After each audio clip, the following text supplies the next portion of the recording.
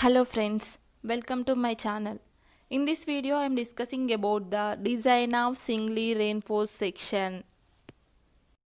By using these 4 steps, this procedure is similar to the analysis, but the design of a beam we assumes that the beam is balanced, so that the actual neutral axis depth equal to critical neutral axis depth. Let's go to the example. In this example, design a reinforced beam of 230 mm by to resist a bending moment of 30 kN meter and use M20 grade concrete and Fe415 steel. Let us see how to solve this by using these 4 steps. First of all, we write the given data of this problem. This is the step 1. In this problem, given the width of the beam is 230 mm and given the bending moment equal to, that is moment of resistance equal to 30 kilonewton meter. This is converted to Newton millimeter, that is equal to 30 into 10 to the power of 6 Newton millimeters. In the problem given that M20 grade concrete and Fe415 steel, so that the FCK equal to 20 Newton per mm square and Fi equal to 415 Newton per mm square. Then the sigma CBC equals 7 Newton per mm square taken from the grade of concrete by using table number 21 of IS 456 2000, and sigma ST equal to 230 Newton per mm square taken from the table number 22 of IS 456 2000 by using the grade of steel. Next, calculate the design constants. These are calculated similar to the analysis procedure. Step 2. Calculate design constant. First constant is modular ratio M equal to 280 by 3 sigma CBC. 280 by 3 into 7. Sigma CBC value is 7 Newton per mm square. So we get the M is equal to 13.33. Next design constant is neutral axis depth factor. N equal to M sigma CBC by M sigma CBC plus sigma ST. Then N equal to 13.33 into 7 by 13.33 into 7 plus 230. Sigma ST equal to 230. So we get the N equal 0.289. Next design constant is lever arm factor. J equal to 1 minus N by 3. Then J equal to 1 minus 0.289 by 3. We get the J equal to 0.904. We calculated the all design constants. First one is modular ratio. M is equal to 13.33. Next one is the neutral axis depth factor. N is equal to 0.289. And the last one is the lever arm factor. J is equal to 0.904. Next, calculate the depth required for the beam. By using this formula or this formula, we know that in the design of a beam, we assume that the beam is balanced section, so that the critical neutral axis depth equal to actual neutral axis depth, so that the neutral axis depth equal to N into D. This value is substituted in the equation 1. Then we get the equation 2. By using any of this formula, we get the depth required for the beam. Step 3. Calculate the depth required for a beam. Moment of resistance equal to 1 by 2 into sigma CBC into B into NA into D minus NA by 3. NA equal to capital N into D neutral axis depth factor into effective depth. So moment of resistance is 30 into 10 to the power of 6 equal to 1 by 2 into sigma CBC is 7 and into B is the 230. NA equal to 0.289 into D into D minus 0.289 into D by 3. Then solving this, we get the effective depth, small d.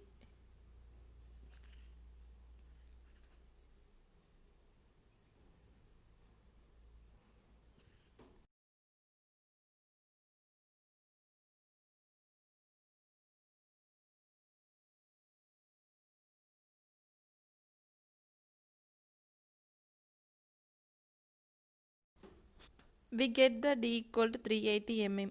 This is the effective depth required for a beam.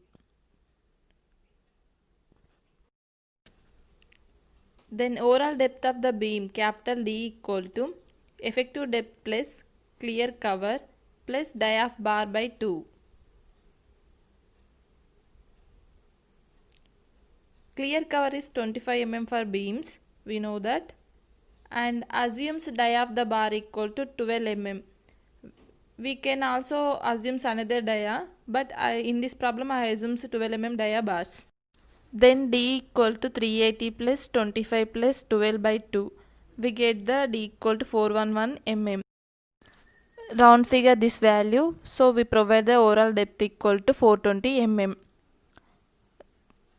provided. Next we find the effective depth provided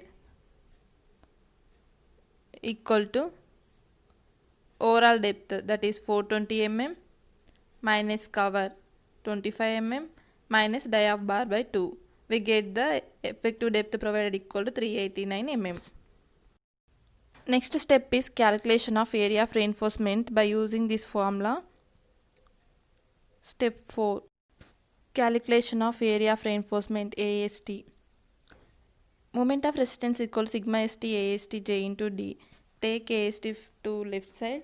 So AST equal to moment of resistance by sigma ST into J into D equal to 30 into 10 to the power of 6 by 230 into 0.904 into 389. We get the AST equal to 370.91 mm square. This is the required AST for a beam.